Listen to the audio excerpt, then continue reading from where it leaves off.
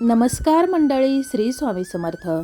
3 जुलै 2026 रोजी येत आहे कृष्ण पिंगळ संकष्टी चतुर्थी। संकष्टी चतुर्थी ही गणपती बाप्पांना समर्पित तिथी आहे आणि गणपती बाप्पांना विघ्नहर्ता असं म्हटलं जातं। आणि या विघ्नहर्त्याच्या कृपेने आपल्यावरील सर्व संकट, अडचणी, दुःख, दारिद्र्य, बाधा दूर व्हाव्यात आणि आपल्या सर्व इच्छा मनोकामना पूर्ण व्हाव्यात म्हणून संकष्टी चतुर्थीला अनेक उपाय सेवा केल्या जातात। असाच एक साधा सोपा परंतु अत्यंत प्रभावी उपाय आपण देखील आज या व्हिडिओमध्ये पाहणार आहोत।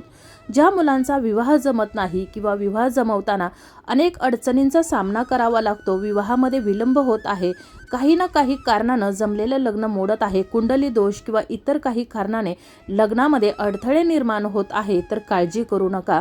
संकष्टी चतुर्थीला जर तुम्ही हा उपाय केला तर तुमच्या मुलांच्या विवाहातील सर्व अडथळे दूर होणार आहेत, मनासारखा जोडीदार मिळणार आहे आणि लक्ष्मी नारायणासारखा मुलांचा जोडा जमणार आहे। यासाठीच आपल्याला या संकष्टी चतुर्थीला एक हळकुंडाचा उपाय करायचा आहे। आता कोणता उपाय आहे, कशा प्रकारे करायचा आहे याविषयीची अगदी थोडक्यात पण महत्त्वाची माहिती या व्हिडिओमध्ये मी पुढे तुम्हाला सांगणारच आहे।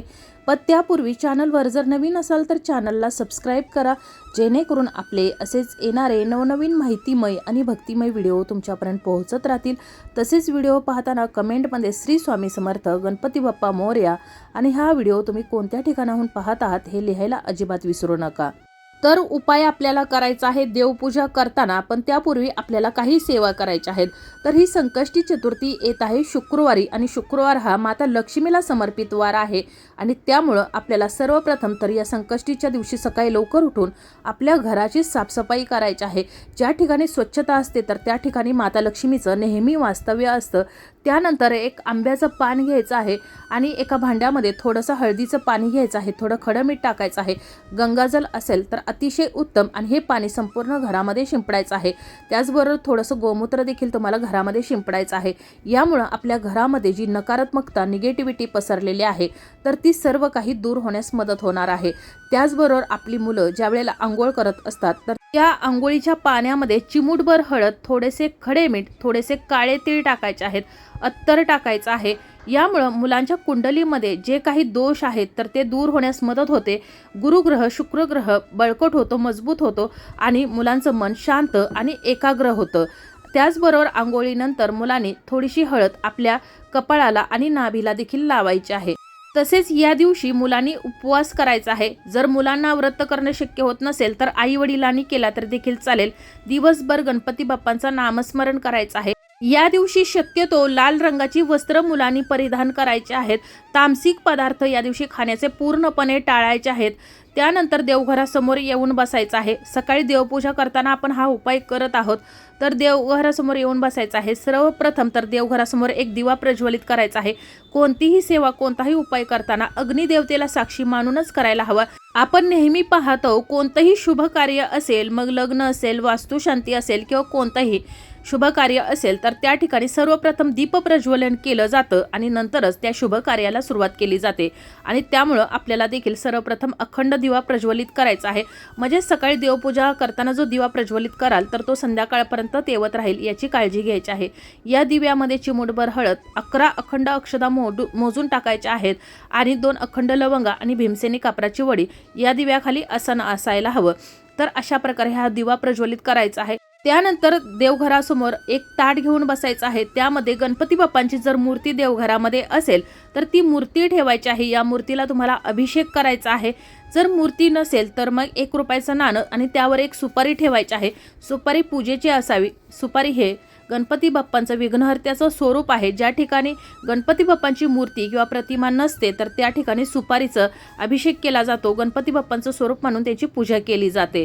त्यामुळे आपल्याला या सुपारीला अभिषेक करायचा आहे। अभिषेक केलेलं पाणी मुलामुलींनी थोडंसं घ्यायचं आहे आणि उरलेलं पाणी संपूर्ण घरामध्ये दरवाजावर, उंबरठ्यावर शिंपडायचं आहे। अभिषेक करताना ओम गण गणपते नमः या मंत्राचा जप करायचा आहे। त्यानंतर ही सुपारी असेल किंवा गणपती बाप्पांची मूर्ती असेल तर ती स्वच्छ पुसायची आहे आणि एका प्लेटमध्ये अखंड अक्षदा ठेवायच्या आहेत। त्यावरती तुम्हाला ही मूर्ती स्थापन करायची आहे किंवा सुपारी आणि 1 रुपयाचं नाणं ठेवायचं आहे। त्यापूर्वी या तांदळावरती हळदी कुंकवानं स्वस्तिक काढायचं आहे आणि त्यावर ही वस्तू ठेवायची आहे। त्यानंतर 5 लेकूरवाळे हळकुंड घ्यायचे आहेत। लेकरूवाळी हळकुंड म्हणजेच मोठ्या हळकुंडाला जोडून आलेलं एक छोटं हळकुंड असतं आणि हळकुंड तुटलेलं नसावं, अखंड हळकुंड असावं. अशी 5 हळकुंड घ्यायची आहेत. एक तुम्हाला कलाव्याचा धागा घ्यायचा आहे किंवा लाल पिवळा धागा करून घेतला तरी देखील चालेल. त्यानंतर एक पानाचा विडा घ्यायचा आहे. अखंड अक्षदा घ्यायच्या आहेत. आता अक्षदा किती घ्यायच्या आहेत ते मी व्हिडिओमध्ये पुढे सांगणारच आहे. त्यानंतर या सर्व वस्तू घेऊन देवघरासमोर बसायचं आहे. 2 अखंड लवंगा घ्यायच्या आहेत. त्यानंतर आपण ज्या ठिकाणी 1 रुपयाचं नाणं आणि सुपारी ठेवलेली आहे तर त्याच्या बाजूला किंवा गणपती बाप्पांची मूर्ती ज्या ठिकाणी स्थापन केलेली आहे तर त्याच्या बाजूला तुम्हाला या वस्तू ठेवायच्या आहेत. वस्तू ठेवत असताना सर्वप्रथम विड्याचं पान ठेवायचं आहे. त्याच्यावरती तुम्हाला हळदी कुंकवानं स्वस्तिक काढायचं आहे किंवा श्री देखील तुम्ही लिहू शकता आणि त्याच्यानंतर तुम्हाला त्याच्यावरती ही 5 हळकुंड ठेवायचे आहेत. जो धागा घेतलेला आहे तो ठेवायचा आहे. 2 अखंड लवंगा ठेवायच्या आहेत आणि ज्या अक्षदा घेतलेल्या आहेत तर त्यातील 21 अक्षदा मोजून तुम्हाला यावरती ठेवायच्या आहेत. त्यानंतर तुम्हाला याची विधिवत धूपदीप दाखवून पूजा करायची आहे. हळदी कुंकू व्हायचं आहे. त्यानंतर तुम्हाला जास्वंदीचं फूल तुम्हाला या ठिकाणी अर्पण करायचं आहे, कारण माता लक्ष्मीला देखील लाल रंग अत्यंत प्रिय आहे आणि गणपती बाप्पांना जास्वंदीचं फूल अत्यंत प्रिय आहे. त्यामुळे तुम्हाला या ठिकाणी या वस्तू अर्पण करायच्या आहेत. गुळ खोबऱ्याचा नैवेद्य किंवा मोदकाचा नैवेद्य अर्पण करायचा आहे आणि त्यानंतर मी तुम्हाला जो मंत्र सांगत आहे तो मंत्र तुम्हाला या हळकुंडावर या पानाच्या विड्यावरती म्हणायचा आहे.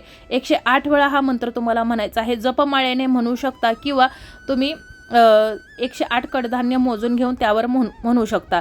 ओम वक्रतुंड हू हा मंत्र तुम्हाला 108 वेळा या वस्तूंवर म्हणायचा आहे. म्हणजेच हात जोडून तुम्हाला बसायचं आहे या वस्तूंच्या समोर आणि हा मंत्र म्हणायचा आहे.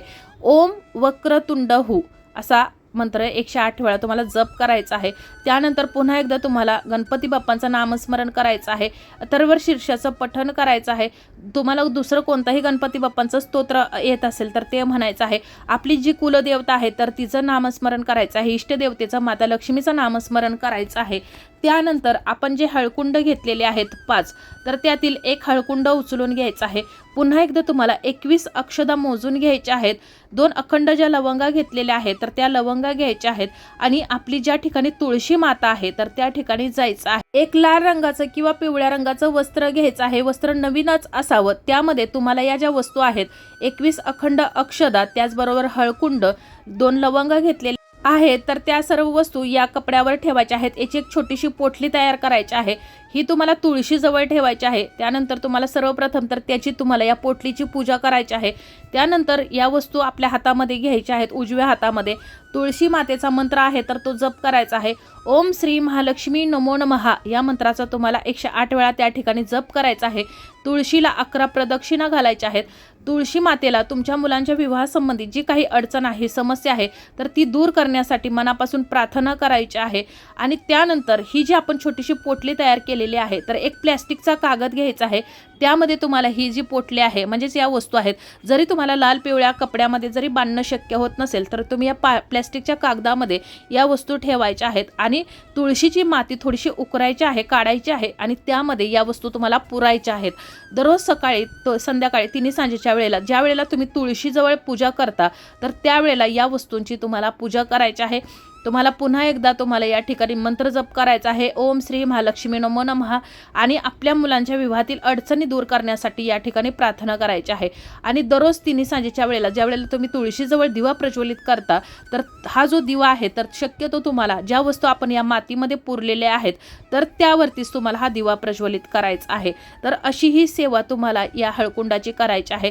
त्यानंतर उरलेली जी 4 हळकुंड आहेत देवघरासमोर तर त्यातील 1 हळकुंड घ्यायचा आहे. मुठभर अक्षदा तुम्हाला हळदी कुंकवानं लाल पिवळ्या करून घ्यायच्या आहेत आणि ज्या ठिकाणी गणपती बाप्पांचं मंदिर आहे तर त्या ठिकाणी जायचं आहे आणि गणपती बाप्पांच्या चरणाजवळ तुम्हाला हळकुंड या मुठभर अक्षदा अर्पण करायच्या आहेत. परंतु हळकुंड अर्पण करत असताना 1 पांढऱ्या रंगाचा कागद घ्यायचा आहे, कोरा कागद घ्यायचा आहे आणि त्यानंतर या कोऱ्या कागदावर सर्वप्रथम श्री गणेशाय नमः असं लिहायचं आहे. मुलाचं किंवा मुलीची जन्मतारीख लिहायची आहे, गोत्र लिहायचं आहे आणि मुलांच्या विवाहासंबंधी जी काही समस्या अडचण आहे तर ती तुम्हाला या ठिकाणी लिहायची आहे. त्यानंतर आपण जो धागा घेतलेला आहे कलाव्याचा असेल किंवा हळदीनं किंवा कुंकवानं लाल पिवळा केलेला धागा आहे तर तो घ्यायचा आहे आणि हा जो कागद आहे तर तो हळकुंडाला लावायचा आहे आणि हळकुंडासोबत तुम्हाला हा कागद बांधायचा आहे। बांधत असताना जर तुमच्या मुलाचं वय जर 30 असेल तर 30 वेळा तुम्हाला हा धागा या हळकुंडाला गुंडाळायचा आहे। या ज्या कागद घेतलेला आहे तर त्या कागदामध्ये देखील तुम्हाला थोड्याशा अक्षता ठेवायच्या आहेत आणि त्यानंतर तुम्हाला हा धाग्याने हा कागद हळकुंडाला बांधायचा आहे। मुलाचं वय 29 असेल तर 29 वेळा, 25 असेल तर 25 वेळा हा धागा या हळकुंडाला या पेपरसोबत गुंडाळायचा आहे आणि त्यानंतर या अखंड अक्षदा आणि हे जे हळकुंड आहे हा कागद आहे तर गणपती बाप्पांच्या चरणावर अर्पण करायचा आहे। त्या ठिकाणी देखील ओम गणपतये नमः या मंत्राचा 108 वेळा जप करायचा आहे। गणपती बाप्पांचं नामस्मरण करायचं आहे। विवाहातील अडथळे दूर करण्यासाठी प्रार्थना करायची आहे। त्यानंतर उरलेलं जे एक हळकुंड आहे, घरी जे देवघरासमोर जे उरलेले 3 हळकुंड आहेत तर त्यातील एक हळकुंड आपल्या घराचा जो मुख्य दरवाजा आहे तर त्यावर तुम्हाला आंब्याच्या पानाचे एक तोरण लावायचं आहे। 12 असावीत, 12 पानांच्या मधोमध म्हणजे 6 पानं बाजूला करून तुम्हाला त्याच्या मधोमध तुम्हाला हे हळकुंड बांधायचं आहे। त्यानंतर उरलेलं एक हळकुंड आहे म्हणजे चौथं जे हळकुंड आहे तर ते तुम्हाला एक लाल रंगाचा किंवा पिवळा रंगाचा किंवा कलाव्याचा धागा घ्यायचा आहे आणि तुमच्या मुलांच्या गळ्यामध्ये बांधायचा आहे, कोणाला दिसणार नाही अशा पद्धतीनं।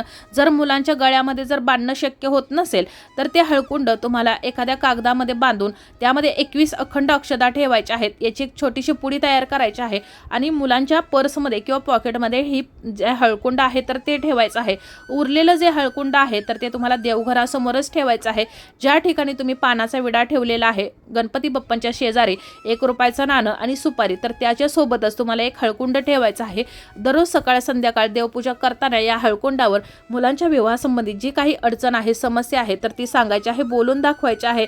यामुळे तुमच्या मुलांच्या विवाहामध्ये कितीही अडचण येत असेल, कितीही अडथळे येत असतील तर ते सर्व काही दूर होणार आहेत।